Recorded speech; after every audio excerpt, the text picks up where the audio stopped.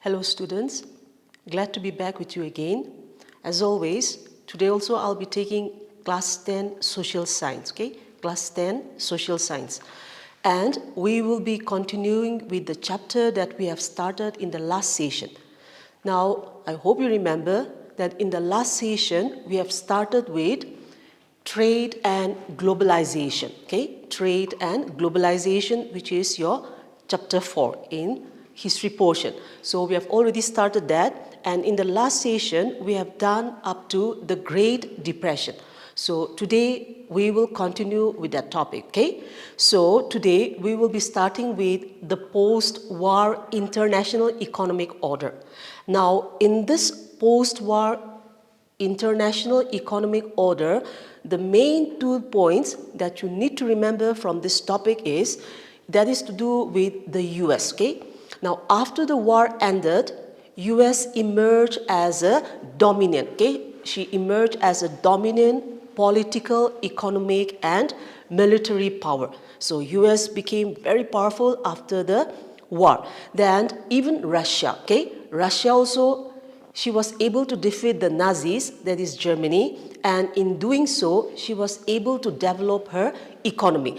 Now, in the beginning, okay, if you go back to class 9, in class 9, in the history portion, you have discussed about the Russian Revolution. And there we have discussed that the Russians, their agriculture was primitive, okay? But now, after the war ended, they were able to defeat the Nazis, that is Germany, and she was able to develop her economy. So those 2 points you need to remember from that post-war international economic order, okay? Now, as we have discussed in the last session, the Great Depression broke out. Many countries, okay, all over the world, all the countries, they suffered because their economy was affected. So because of this, okay, some economies, they decided to have a conference, which we call it as the Bretton Woods, okay? Bretton Woods Institution. Now, Bretton Woods Institution, this is to do with a conference, okay? Now, Bretton Woods, that is the name of a state in US, okay? It is a name of a state, and the leaders, they went and they had a meeting here, okay, at Bretton Woods in order to decide how to recover the country's economy back, because the whole world was suffering because of the Great Depression.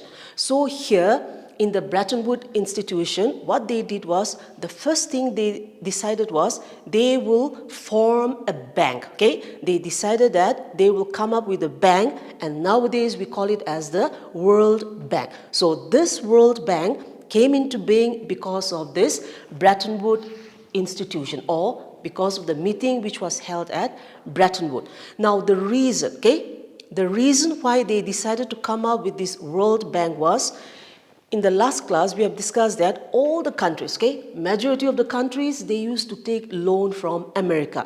But the Americans, because of the economic depression that the country was facing, the American government, they decided not to give out loan. So because of the American not giving loan to the other countries' economy was again affected. So in order to avoid such a situation, the Bretton Woods, okay, in the Bretton Woods Conference, the leaders, they decided that they will come up with a bank, World Bank, where all the countries, if they needed, they can take loan from there, okay? That is money from there. So one point is the World Bank came into being.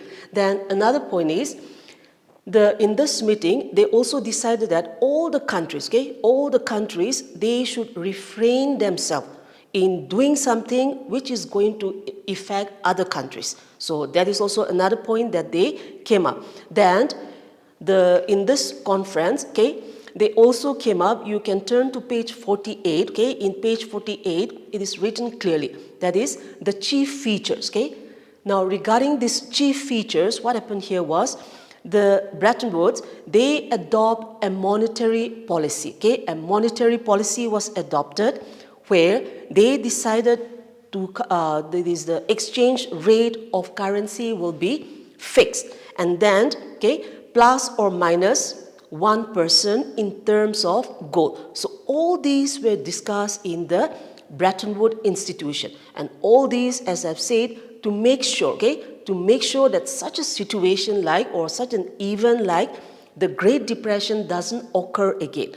Then, after some years, after a few years later on, the Bretton Woods institution, it started losing its importance because many of the countries, they were able to develop their economy. They got richer and richer. So once they got rich, now the point is they don't need the help, that much help from the Bretton Woods. So that is also one reason why or how the Bretton Woods, it started losing its importance, Then, we have a group. When the Bretton Woods institution was introduced, we have a group which is called as G77. It's there in your textbook, Now, when we say G77, this is to do with the developing country.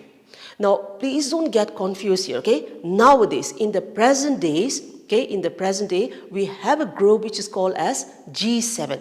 And when we say G7 or G8, those are mainly to do with the developed countries. Developed countries means the rich countries, Those who are developed enough and they are self-independent. So G7, that is to do with the developed countries. But here in your textbook, we have G77. Now this G77, this is to do with a group that was formed by the developing country, Developing country. Now we all know that in the world, the countries are divided into developed, developing, and underdeveloped, Developed means those countries who are very rich. Developing means we can say not very rich nor very poor also, Then underdeveloped means the poor countries. So here, G77, it was formed by the developing countries. That means those countries who are not very rich nor very poor, Those who are in the middle. So this developing countries, they form this G77 in order to protect themselves, In order to protect themselves, plus in order to protect their raw materials, plus also in order to develop their economy. So that was the reason why the developing countries, they came up with this G77, Now, in the next topic, we have come to globalization. Now, last class, we have discussed a little bit about globalization. Globalization means where the world is getting closer, The world is getting closer, or as we have discussed last class, nowadays people say that the world is shrinking. Shrinking means getting smaller, or the world is getting smaller, Now, it doesn't mean that physically the world is not getting smaller. But the reason why we say that the world is getting smaller is because of transportation, communication, all those technologies that have come into being, which have made the people be able to communicate with one another easily or go from one place to another place early or fast and so on, So that is the reason why people say that the world is getting smaller. So globalization means, interconnected of or interconnection of people. And this is possible through transportation, communication, and the different technologies that are coming up, Now, regarding this globalization, the most important point here is we are going to discuss about the impact, Impact means effect or result or consequences. So what are the impact? What are the impact of globalization, or what happened to the world because of globalization? So let's go to that now. Now the first point is, in the garb of globalization, what happened was poor and underdeveloped countries were forced to lift up their taxation or their custom duty. That means because of globalization, the poor countries, they have to lift up their taxes.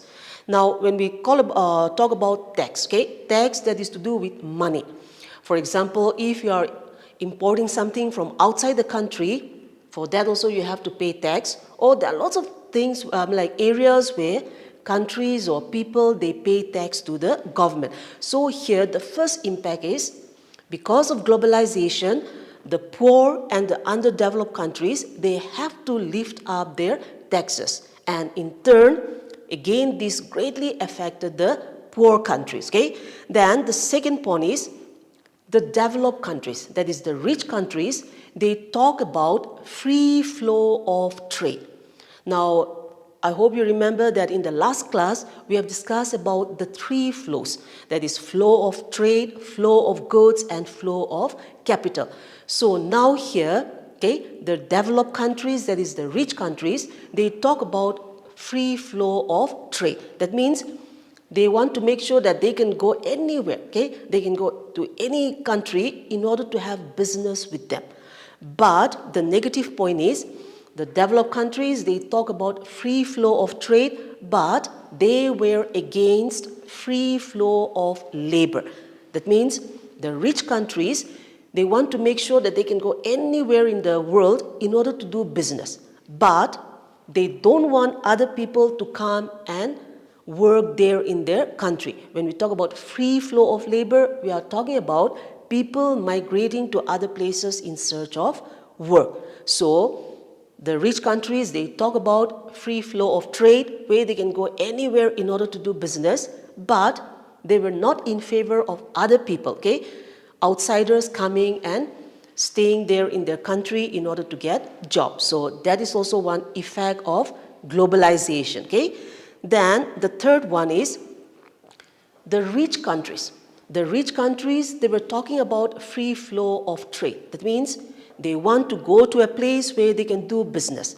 But here, one negative point is, they were looking at places, okay? They were looking at only those places where the risk is very less, okay? Where they don't need to take any risk, or we can say less risk, plus where the gestation period is short. That means the gestation period, like for example, you can talk about an egg, okay? A hen trying to hatch an egg into a chicken. So that period is called as gestation. So here, the developed countries, okay, they are interested only in those countries where the gestation period is short, plus where the risk is less. So that is also another impact. Then another one is the rich countries, okay? The rich countries, they were ready to give loan. They were ready to give financial assistance to the developing country. But the effect was the interest was too high, okay? They asked a higher interest. So even though they were willing to pay, give money to the poor countries, again the interest was too high. So because of this, again, the poor countries, they have to suffer. So that is also another impact of globalization, okay? Then, because of the cut in custom. Now, in the first impact, we have discussed about the poor countries being asked to lift out their taxes. So because of this, the poor countries, they suffered a lot. Because what the government does is, okay, they take revenue or taxes. So from all those taxes that they are collecting or the revenue that they are getting from the people, the government, they used to use those money in order to develop the country again. But now, the rich countries, they have said that the poor countries, they should do away with their tax. So that means the poor countries, okay, their government, they were not getting enough revenue. And since they were not getting enough revenue, they cannot develop the country again. So that is also another effect, okay? Then, in the sixth point, we have it also reduces. Globalization also reduces the government's participation, okay? Participation in economic sphere. Because of globalization, another effect is the participation of government in the economic sphere, it came down. Now, the point here is because of so many industries, okay? Private industries coming up. So, since it's a private industries, the government also, they cannot interfere internally. So this also affected the economy. So when they say government's participation in the economic sphere became less, means that is to do with that, okay? Because so many private industries have come up, and so because of that, now the government, they cannot interfere internally into the private industries or private sector. So that is also one effect. Then globalization, okay? Globalization, it also changed the entire, okay? You can just look at the points, that is number 8. Globalization has changed the consumption pattern. Consumption pattern or consumption here, what it meant is all those things that we use, okay? It can be to do with food, clothing, and whatnot. So all those things, okay, it went for a drastic change because of globalization. And the point here is why or how is, what happened was all the industries, okay, all the industries, they started producing only luxury goods. Luxury goods means those goods which were used only by the upper class or only by the rich people. And those can be, okay, we have here in your textbook, they have given example, that is cars, televisions, air conditioners, okay, all those fridge, then cold drinks, fast food, and so on. So all these are consumption which are usually taken by the rich people. So what happened here was, because of globalization, all the industries, they started developing only luxury goods. So this also again greatly affected the common people, that is the poor countries. So those are the effects of globalization, okay? So I hope you were able to understand that. Now we will be doing some recap, okay? I'll just try to make you understand this chapter again. So from the beginning, I'll just try to explain the main points, okay? So in this chapter, we have discussed about trade and globalization, and we have discussed about globalization, how globalization came into the world, or how people started intermingling with one another. And because of this, another defect is what happens in one country, it comes to affect the other countries again, because we are all interlinked with one another, okay? Then in this chapter, the main point is to do with the Great Depression. So please make sure you read your textbook, okay? Because the main focus here is to do with the Great Depression. Now, as we have discussed in the last session, when we talk about Great Depression, okay? It is called as Great Depression, but actually it is called as economic depression, okay? Economic depression. Now the reason why it came to be called as the Great Depression is, now this depression, it broke out in 1929 in America, okay? It broke out in America. And the reason why it broke out in America, or the reason why the Americans, they face this economic depression is, we have discussed about the overproduction, isn't it? Overproduction of agriculture. That means many of the Americans, they went in for agriculture, and that also, we call it as cash crops, okay? Cash crops means we are not talking about money plant or money crops, but what we meant is, when we say cash crops, what we meant is planting something in order to sell it, okay? In order to sell it. So those are called as cash crop. So all the Americans, okay, they went in for agriculture, that also production of cash crops only. And so because of this, there was overproduction, okay? Overproduction. Because this happened in between the war, or we can say after the First World War ended. So because of that, what happened was, on one side, the Americans, they were going in for production of agriculture, where they had lots of surplus. And the reason was they were planning to sell it, okay? It was a cash crops. But on the other side, the other countries, they want to buy it, but because of their economy being affected, they don't have money, okay? They don't have money to buy those crops. So the Americans, what they did was, all their foods got rotten, it got spoiled, so they threw it into the sea. Whereas on the other side, people, okay, millions of people were dying of hunger, okay? So that is also one reason how or why the American, they were facing Great Depression. Then another thing is because of the mass production, okay? Mass production, where talking about vehicles also, we have discussed that Henry Ford, okay? Henry Ford, he is the owner of the Ford company.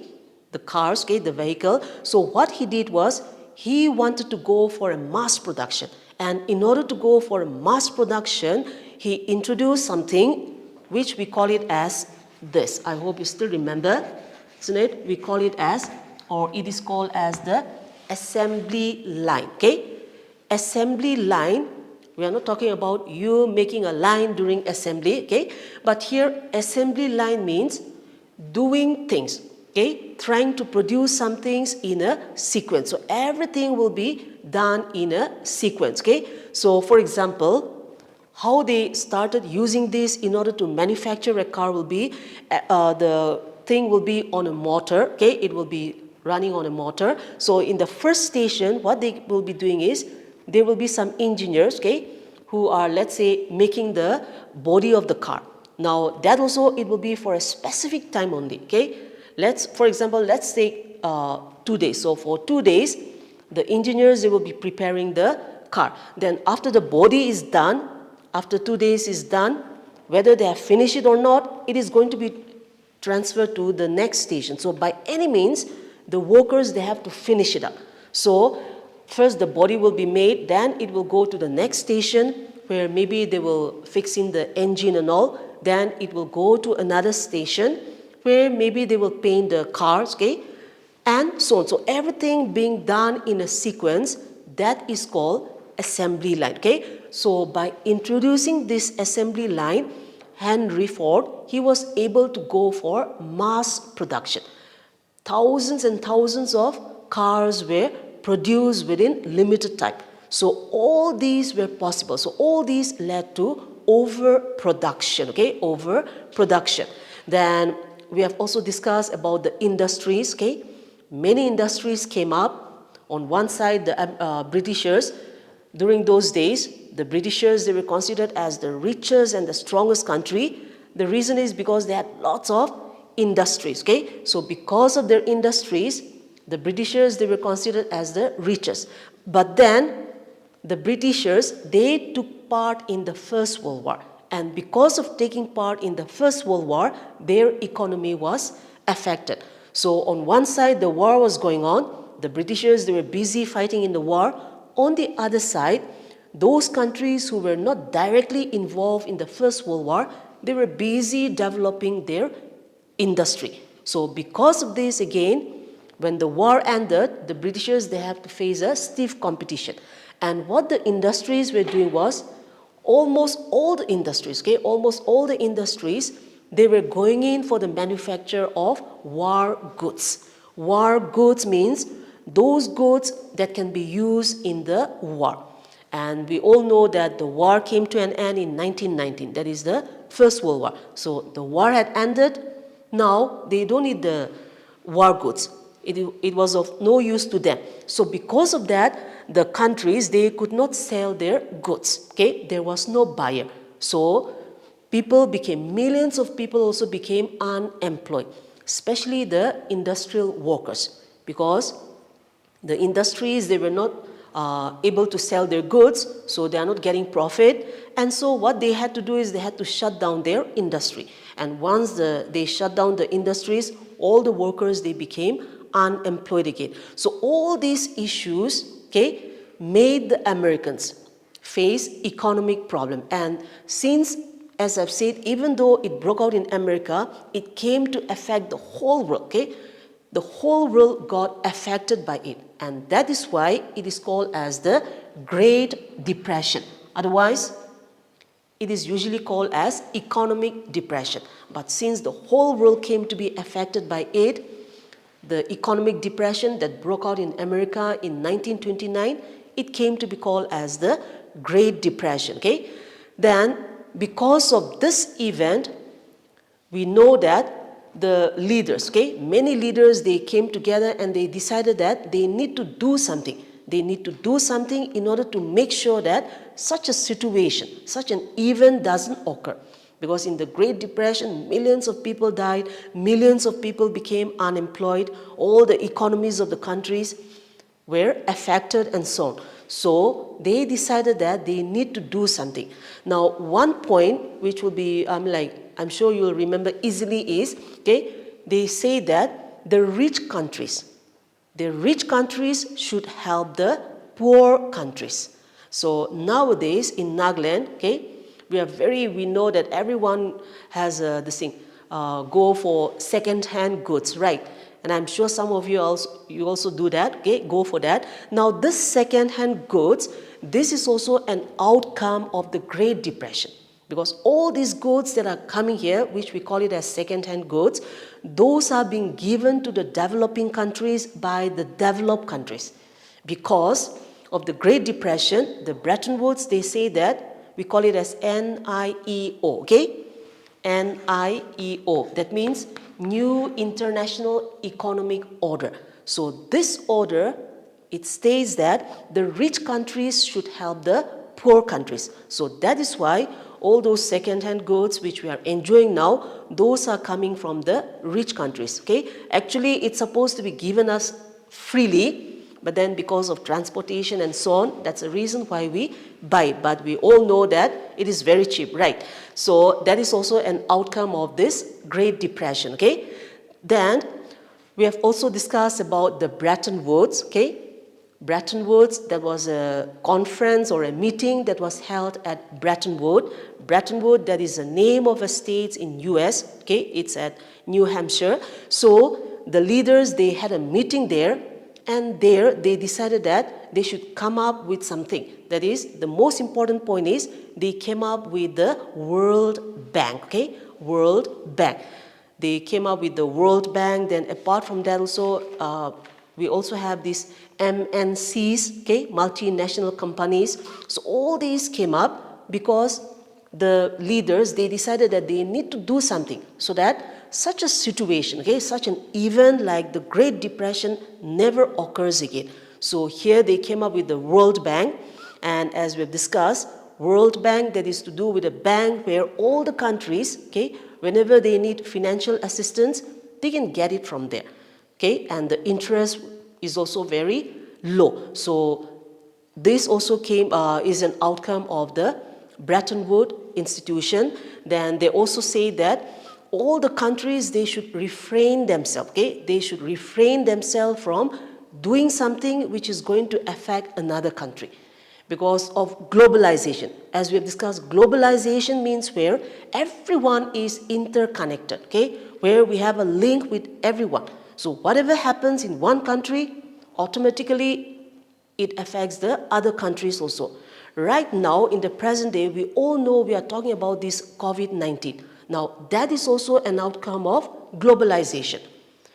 It broke out in China, but then we all know that the whole world is suffering, right? So this is because, again, we are interconnected, okay? We have a link with one another. So this is also very important outcome of globalization, okay? Then we have also discussed about the impact, what happened to the world because of globalization. And there also we have discussed that because of globalization, the poor countries, okay, they get assistance, but at the same time, their economies also get affected because the rich countries, they say that the poor countries, they should lift up their taxes, okay? They should not impose so much tax on the other countries. So this again affected the economy of the poor countries, because that is also a revenue, okay? A revenue where the government, they use this money in order to develop the country. But since they have lifted up their tax, the government is suffering, and so they are unable to develop the countries again. Then another effect is the rich countries, okay? They used to give financial assistance to the poor countries, but they ask for a very high rate of interest. So that is also one effect of globalization, okay? That means the poor countries, they can get money from the rich countries, but the interest is very high, okay? Then another point is, it also reduces, okay? Globalization also reduces the government's participation in the economic sphere. That means many private sectors have come up, okay? Many private industries have come up, and if it is private, then the government, they cannot interfere internally. So this is also another outcome of globalization, okay? Then we have also discussed that because of globalization, it changed the consumption pattern. That is, all the industries, they went in for the production of only luxury goods, okay? Luxury goods means those goods which are enjoyed only by the rich people, those who have money, those who are able to afford it. So all these are to do with the outcome of globalization, okay? So we have come to the end of the chapter. I hope I was able to make you understand some points. As always, please make sure that you read the textbook, okay? Read the textbook. If you have any doubts, as always, underline those points, and once the school resumes, you can clarify your doubts from your teacher. So make sure you read the textbook. So thank you for tuning in. Stay safe.